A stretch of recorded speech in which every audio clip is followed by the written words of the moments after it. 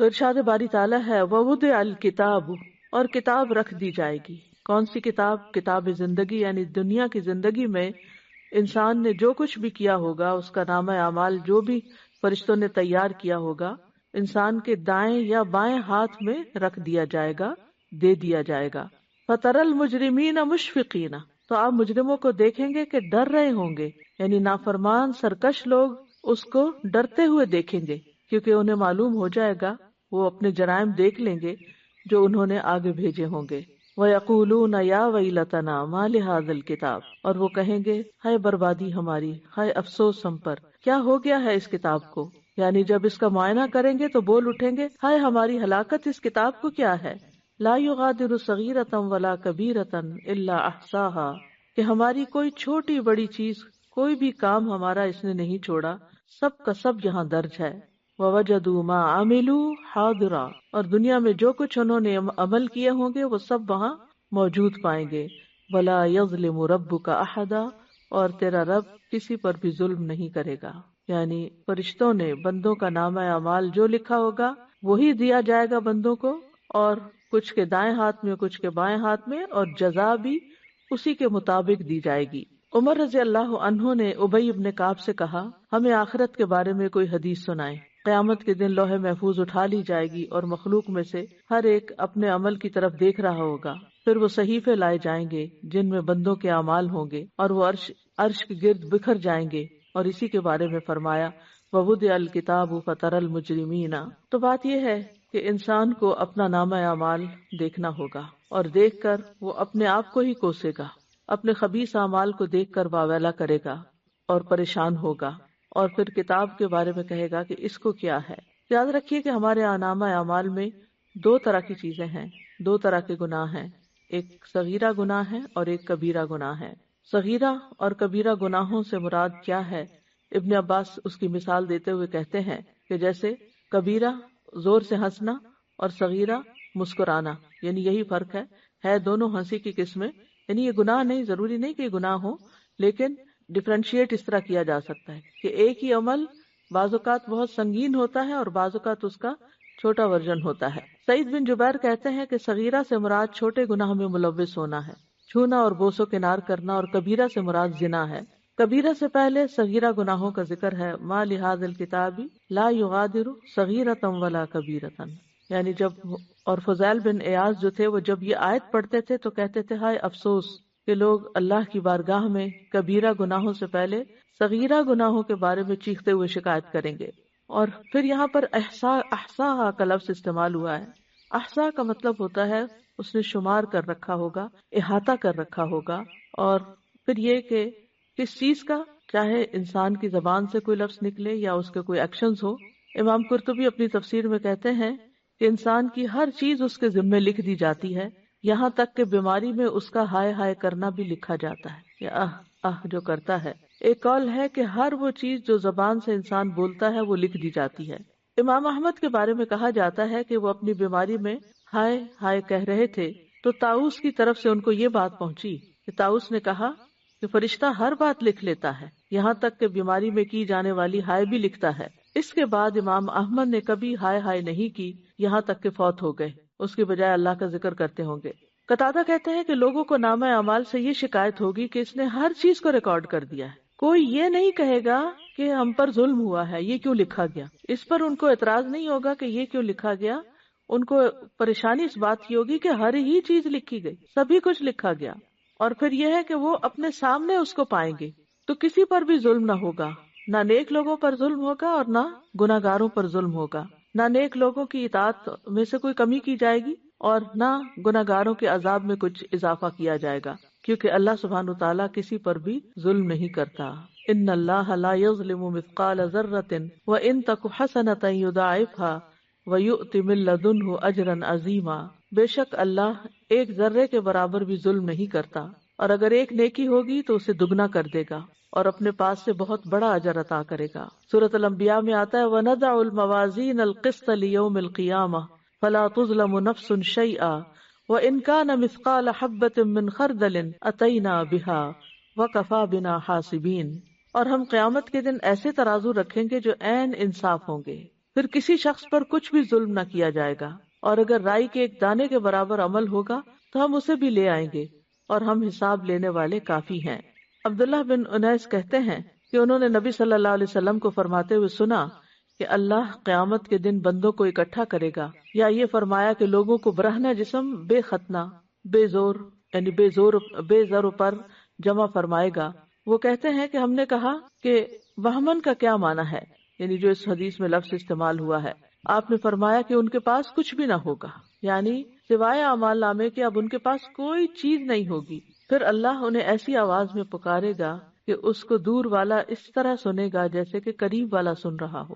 فرمائے گا میں دیان، دیان کا معنی ہوتا ہے زبردست اور خیر و شر کا بدلہ لینے والا، میں دیان ہوں، میں بادشاہ ہوں۔ کسی جہنم والے کو حق نہیں کہ وہ جہنم میں داخل ہو، اور اس کا کسی جنتی کے پاس حق ہو یہاں تک کہ میں اسے اس سے بدلہ دلوا دوں، اور کسی جنتی کو جنت میں داخل ہونے کا حق نہیں، اور یہ کہ اس کا کسی جہنمی کے پاس حق ہو یہاں تک کہ میں اس سے اس کا بدلہ دلوا دوں، اگرچہ وہ ایک تمانچہ ہی کیوں نہ ہو، ایک تھپڑ ہی کیوں نہ ہو۔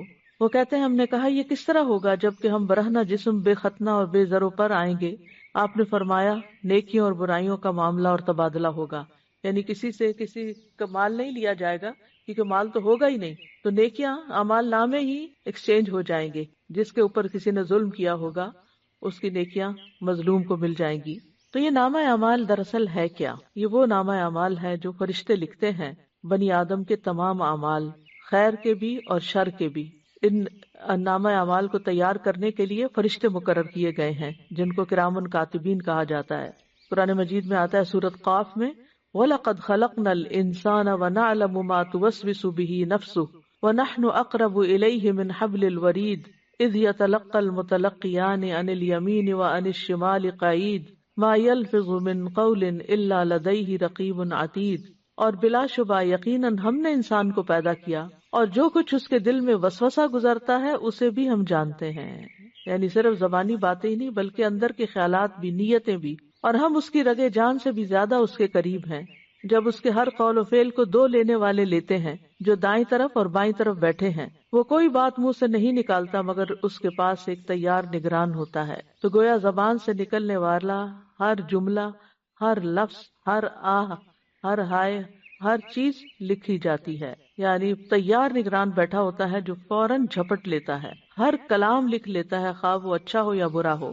یہاں تک کہ فرشتہ اس کی یہ بات بھی لکھ لیتا ہے جب انسان کہتا ہے میں نے کھایا، میں نے پیا، میں گیا، میں آیا، میں نے دیکھا، یہ سب باتیں بھی وہ لکھتے جاتے ہیں۔ یہاں تک کہ جب جمعرات کا دن آتا ہے پھر اس کے قول اور عمل پیش کیے جاتے ہیں، تو جس قول یا فعل میں بھلائی یا شر ہوتا ہے اس کو باقی رہنے دیا جاتا ہے، اور باقی کی تمام چیزیں ختم کر دی جاتی ہیں۔ اور اللہ کے اس فرمان سے یہی مراد ہے یمحو اللہ ما یشاء ویثبت وعندہ ام الکتاب، اللہ مٹا دیتا ہے جو چاہتا ہے اور ثابت رکھتا ہے، یعنی جو چاہتا ہے، اور اسی کے پاس ہے اصل کتاب۔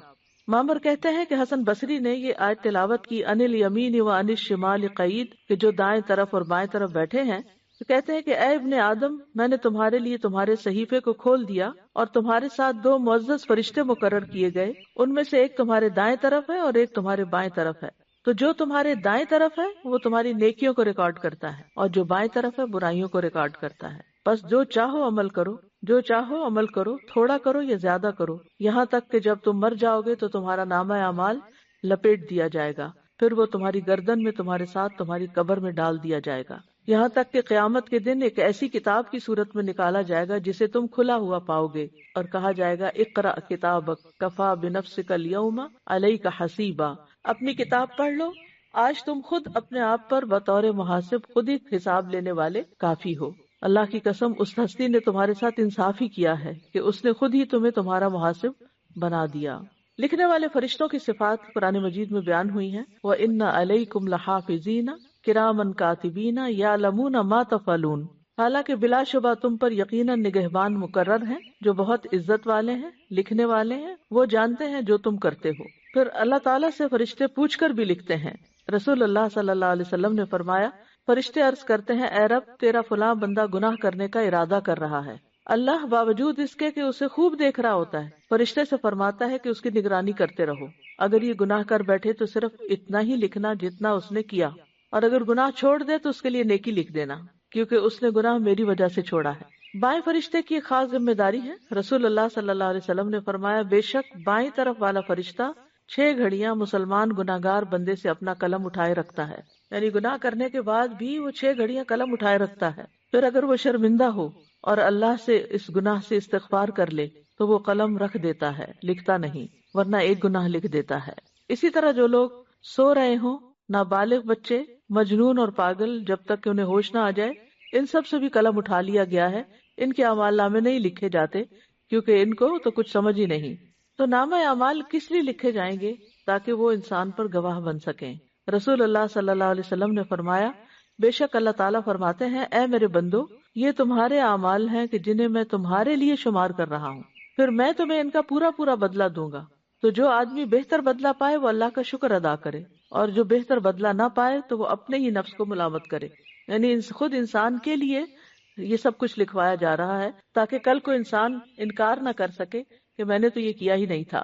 ذرہ برابر خیر و شر بھی نامہ اعمال میں محفوظ کر لیا جاتا ہے۔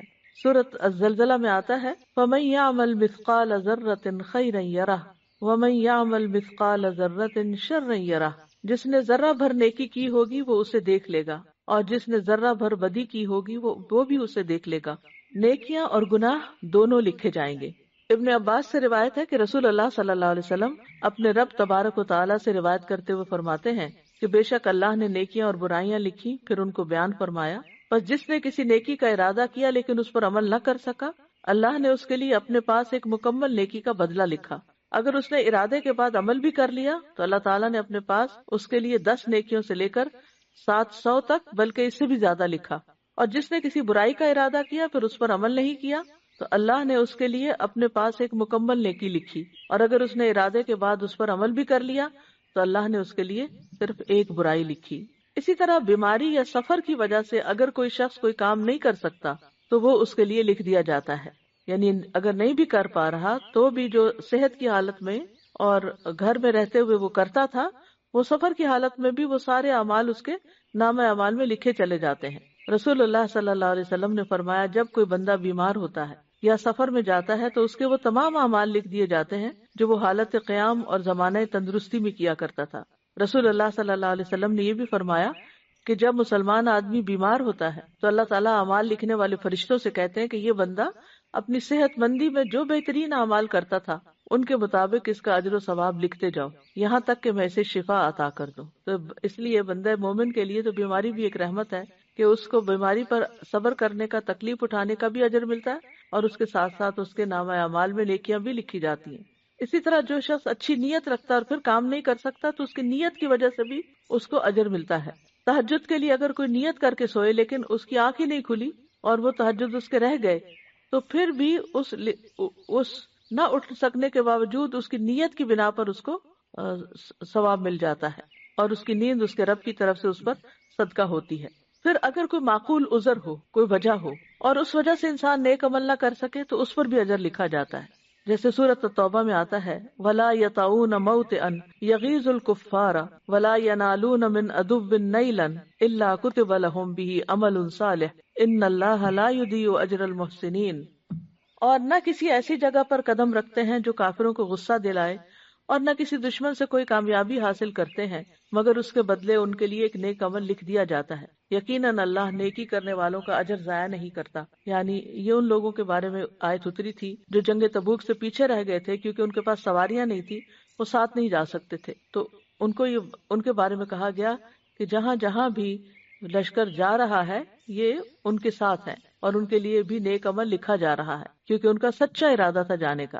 اسی طرح مسجد کی طرف جانے والے قدم بھی لکھے جاتے ہیں۔ بنو سلمہ کے لوگ مدینہ کے کونے میں مسجد سے دور رہتے تھے، انہوں نے مسجد کے قریب منتقل ہونے کا ارادہ کیا تو یہ آیت نازل ہوئی، انا نحن نحیی الموتى ونکتب ما قدموا وآثارهم، بے شک ہم ہی زندہ کریں گے مردوں کو اور ہم لکھ رہے ہیں جو انہوں نے آگے بھیجا اور ان کے آثار بھی۔ تو رسول اللہ صلی اللہ علیہ وسلم نے فرمایا، بے شک تمہارے نشانات قدم لکھے جا رہے ہیں۔ یعنی انسان اپنے پاؤں سے چل کر جس زمین پر بھی جاتا ہے وہ زمین بھی گواہ بنے گی، اور وہ قدم اگر نیکی کے کام میں ہے تو ثواب کے طور پہ لکھے جائیں گے، اور اگر کسی برے کام سے اور برے ارادے سے انسان نکلا ہے یا اٹھا ہے اپنی جگہ سے تو وہ قدم اس کے برائی کے لیے، یعنی برائی کے خانے میں لکھے جائیں گے۔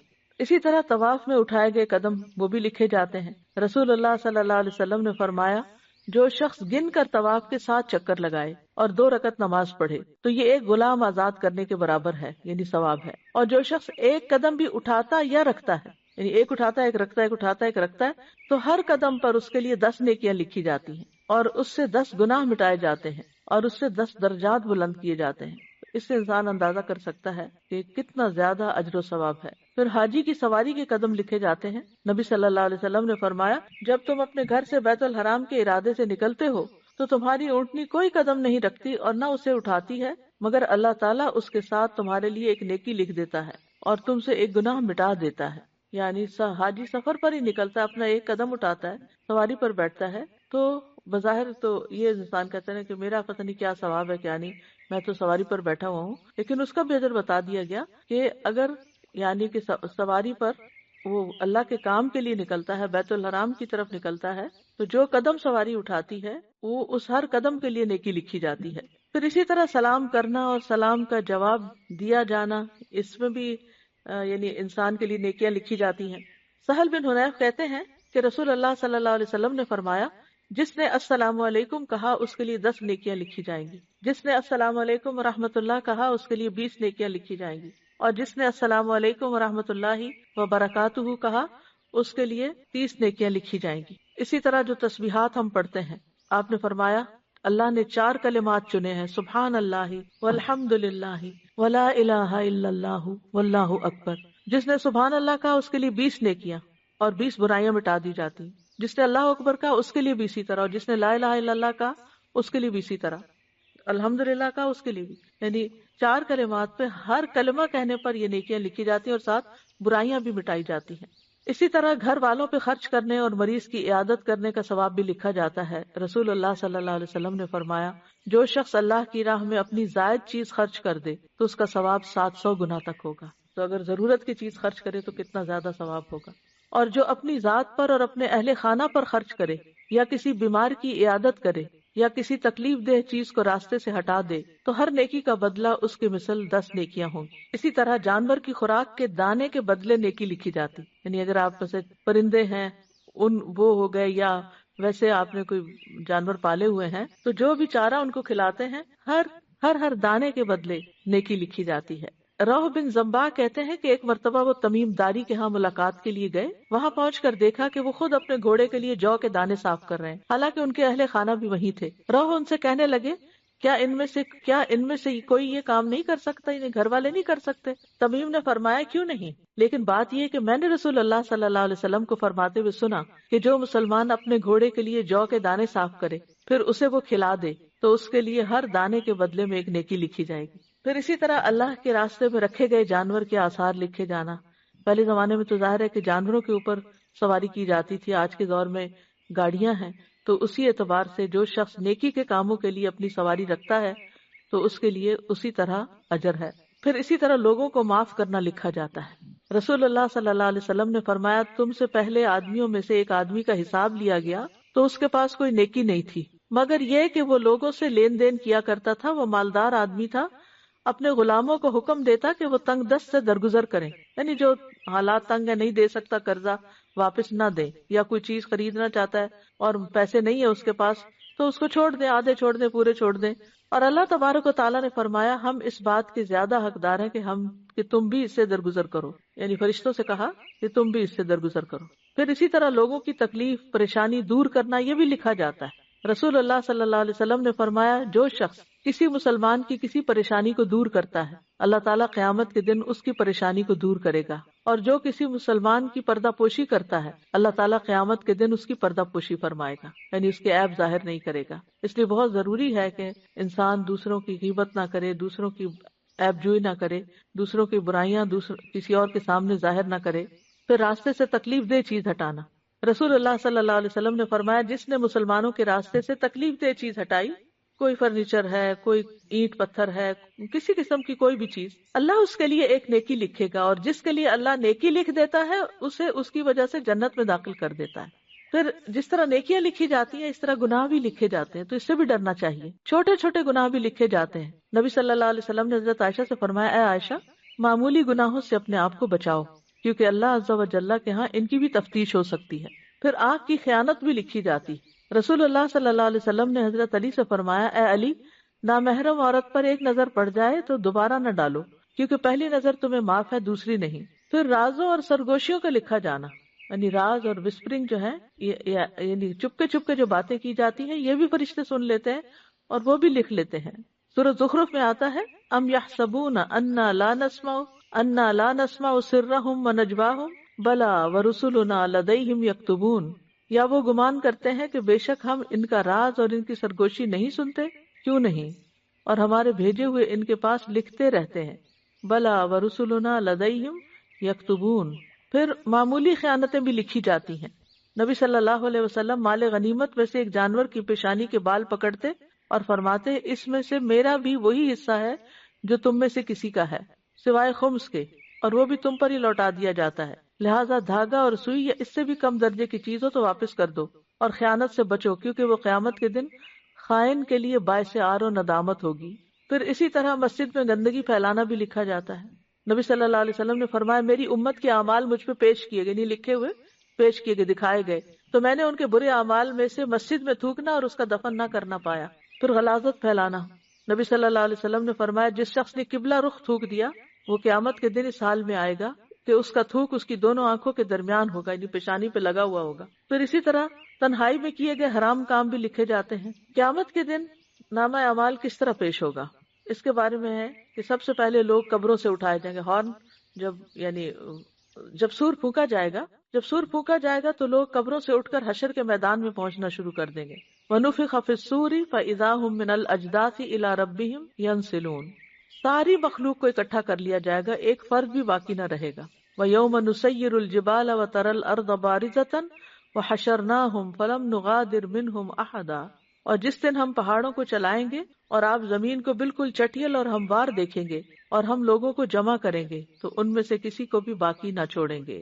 پھر حشر کے میدان میں لوگوں کو نامہ اعمال تھما دیے جائیں گے، ساری مخلوق جب اکٹھی ہو جائے گی تو نامہ اعمال بانٹ دیے جائیں گے، اور جب تک اللہ چاہے گا وہ حشر کے میدان میں ننگے پاؤں ننگے جسم کھڑے رہیں گے، اور جب حساب کا وقت آ جائے گا، جن سے اللہ حساب لینا چاہے گا تو اللہ ان کے نامہ اعمال کو لانے کا حکم دے گا، جس کو معزز لکھنے والوں نے یعنی فرشتوں نے لوگوں کے اعمال کو ذکر کر کے لکھا ہوگا، تو وہ ان نامہ اعمال کو لے آئیں گے۔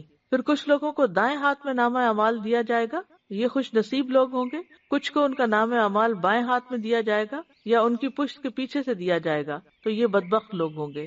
پھر اس کے بعد ہر انسان اپنا نامہ اعمال پڑھے گا کہ میں نے کیا کیا، اپنی ڈائری پڑھے گا، پھر فیصلے کا انتظار کرے گا، اتنا انتظار کہ آنکھیں پھٹی ہوئی ہوں گی، پھٹ جائیں گی، تھک جائیں گی۔ نبی صلی اللہ علیہ وسلم نے فرمایا، اللہ اگلوں اور پچھلوں کو کھڑے ہونے کی حالت میں ایک مقررہ دن کے لیے جمع کرے گا، جس کا ایک دن 40 سال کا ہوگا۔ ان کی آنکھیں پھٹی ہوئی ہوں گی اور اوپر کو اٹھی ہوئی ہوں گی، اور وہ مقدموں کے فیصلوں کا انتظار کر رہے ہوں گے۔ اللہ ہم سب پر رحم فرما دے، کیونکہ کتنا مشکل وقت ہوگا یہ۔ حشر کا دن بہت لمبا ہوگا۔ نبی صلی اللہ علیہ وسلم نے آیت تلاوت کی، یوم یقوم الناس لرب العالمین، اور فرمایا اس وقت تمہارا کیا حال ہوگا جب اللہ تمہیں 50,000 سال کے لیے اس طرح اکٹھا کرے گا جس طرح تیر کو کمان میں ڈالا جاتا ہے، اور پھر اللہ تعالیٰ اتنا عرصہ تمہاری طرف نظر بھی نہیں کرے گا، یعنی کتنا سخت دن ہوگا۔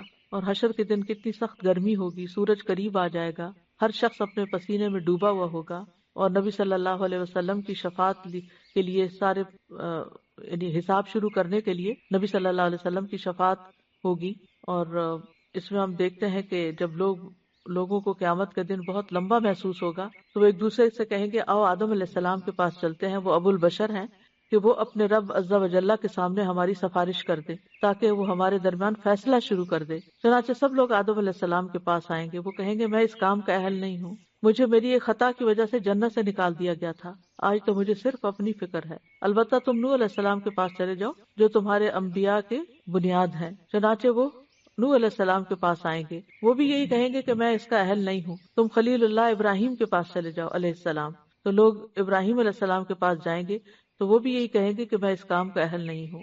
بالآخر لوگ نبی صلی اللہ علیہ وسلم کے پاس آئیں گے، وہ مجھ سے کہیں گے کہ اے محمد ہمارے لیے اپنے رب سے سفارش کر دے کہ وہ ہمارے درمیان فیصلہ کر دے۔ بس میں اللہ کے لیے سجدہ کرتا ہوا گر پڑوں گا اور اس کی ایسی حمد بیان کروں گا جو مجھ سے پہلے کسی نبی نے نہیں کی ہوگی اور نہ ہی کسی اور نہ ہی اس کی ایسی حمد میرے بعد کوئی بیان کرے گا۔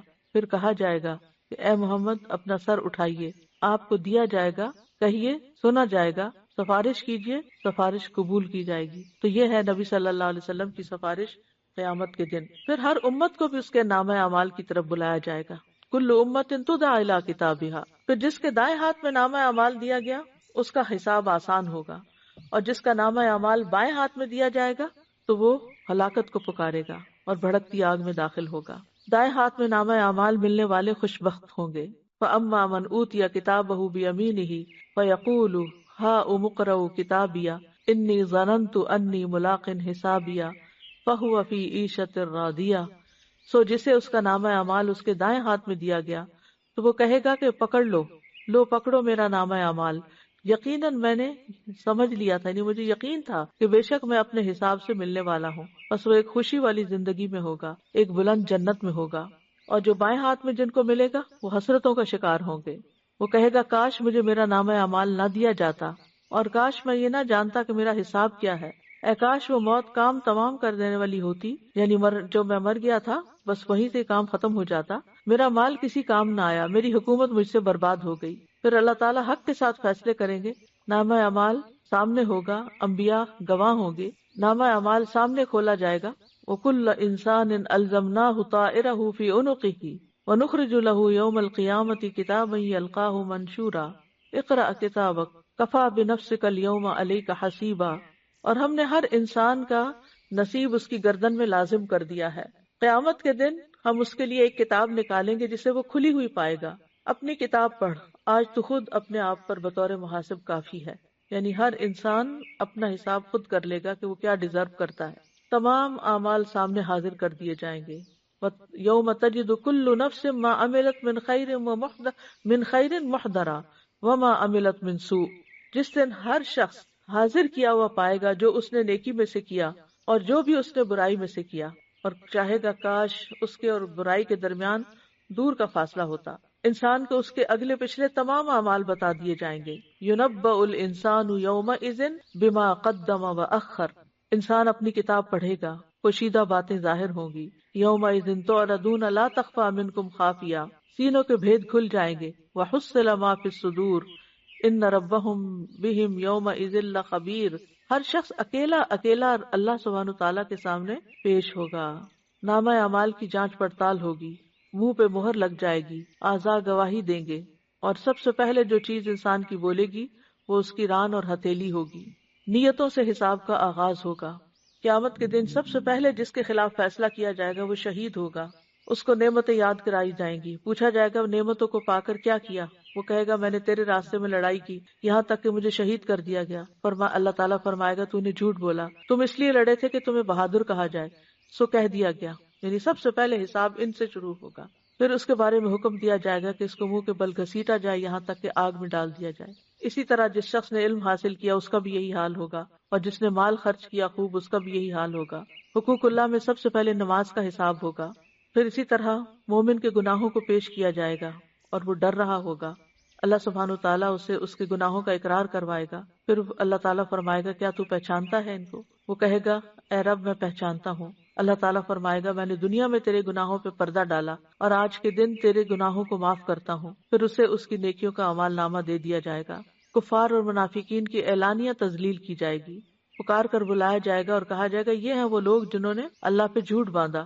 اللہ سبحانہ وتعالیٰ بہت باریک بینی سے حساب کریں گے۔ حقداروں کے حقوق کے لیے بار بار پیشی ہوگی۔ پھر اسی طرح ظلم کی وجہ سے قیامت کے دن نیکیاں مٹ جائیں گی۔ عبداللہ بن مسعود کہتے ہیں نبی صلی اللہ علیہ وسلم نے فرمایا بے شک شیطان سرزمین عرب پر بتوں کی عبادت سے مایوس ہو چکا ہے، لیکن وہ اس کے علاوہ تم سے معمولی برائیاں کروا کر راضی ہو جائے گا، اور وہ معمولی برائیاں قیامت کے دن ہلاک کر دینے والی ہوں گی۔ اپنی طاقت کے مطابق ظلم سے بچو، کیونکہ بندہ قیامت کے دن نیکیاں لے کر آئے گا اور وہ سمجھے گا کہ وہ نجات دلا دیں گی، اور دوسرا بندہ مسلسل کہہ رہا ہوگا اے رب تیرے اس بندے نے مجھ پہ ظلم کیا تھا، تو اللہ تعالیٰ فرمائے گا اس کی نیکیوں میں سے مٹا دو، اور اسی طرح ہوتا رہے گا یہاں تک کہ گناہوں کی وجہ سے اس کی ایک نیکی بھی باقی نہ رہے گی۔ تو اس سے اندازہ لگائیں کہ کتنا ضروری ہے ایک تقوی والی زندگی گزارنا، ایک محتاط زندگی گزارنا۔ قیامت کے دن ظالم سے مظلوم کو قصاص دلایا جائے گا۔